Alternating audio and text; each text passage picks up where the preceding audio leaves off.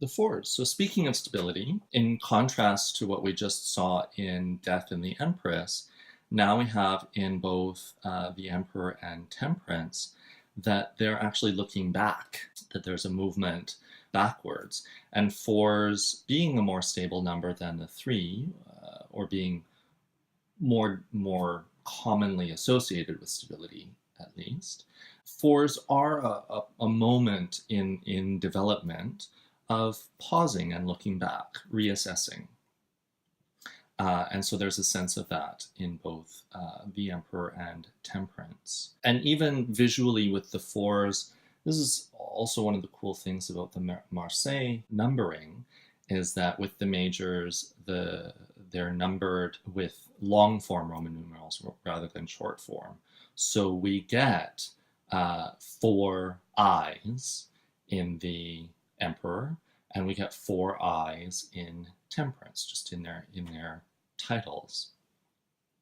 And so that very much reinforces that fourness. And that's why in Temperance, even though, yes, there are 5 digits, if we include the X and 4 eyes, that repetition of eyes in 4, it groups together and it really kind of establishes Temperance 14 as more of a 4 than a 5, which in the base 9 numerology, reducing 14 would reduce to 5.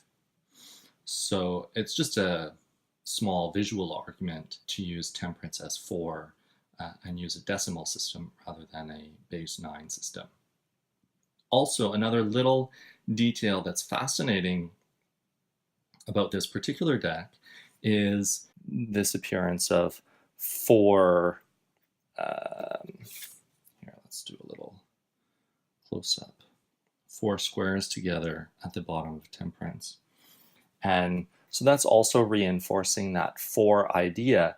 And these are very much like the 4 coins or the 4 cups, making a square of squares in a sense. Even it's reminiscent of how the wands cross and or how the swords cross. So at each of those crossing points, if we put a square at each crossing point, it would form a diamond of squares, and then we'd turn it, and it would be that little piece, and the same there.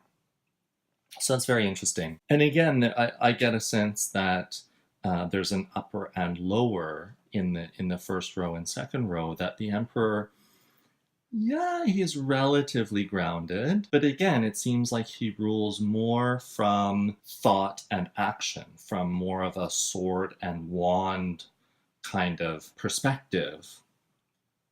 And he's not really acknowledging the cup and coin aspect so much. Coin aspect, possibly, he might be a wealthy, well, of course, if he's the Emperor, he's wealthy, but he's not really so concerned about that. And we can even see just in a way, in the sense that his chair, his seat, which provides groundedness, and his shield, which provides protection, they're kind of just on the side.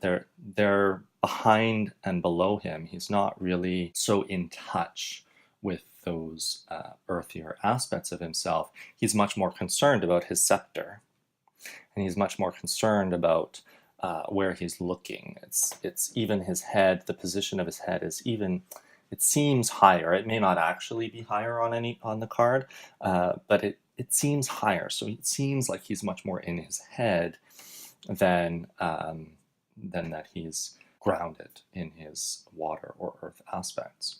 And again, in the exact opposite sense, Temperance, again, like Strength, very much more grounded, feet are heavy on the ground, and she's very fluid, pouring 2 cups. So that relationship between the cups and Temperance is fairly obvious, and the relationship between the scepter and the wands is fairly obvious. There is, though, an interesting relationship between the Emperor and the 4 of coins, especially again in this particular deck, where this shield in other Marseille decks isn't always a phoenix. It often has some fleur-de-lis inside, or different things depending on the artist. But here there's a very direct correspondence between the two, except of course the direction that the phoenix's head is facing is different. But that's a very close relationship. I guess this is a good time as any also. I think I may have mentioned it in my elemental videos with the orbifold. I may not have though. That I often think of, even though the traditional view of the elements is that air and fire are masculine and water and earth are feminine, I also think of air and water as being more fluid or more yin aspects, whereas fire and earth are more yang aspects. And so the emperor in some ways is almost more closely related to the coins and the wands, whereas the temperance rather is a little bit more closely associated with swords and water. Yes, she's very grounded, but she's not. It's not a groundedness that really comes from monetary earthiness, monetary concerns. It's more of an emotional groundedness, like we would find in the Four of Cups. And there's also a very spiritual aspect to her, partly just because she's an angel, she's got wings, but the care and the calculation, the precision that she has in pouring those two cups, it's not careless, it's not haphazard, it's calculated, it's very intellectual. And so in that sense, it could be related to the swords, and even a sense of division. Again, going back to swords as cutting instruments, the way that she pours the fluid from the two cups is using division, using measurement, the way that we would cut something into different proportions of something.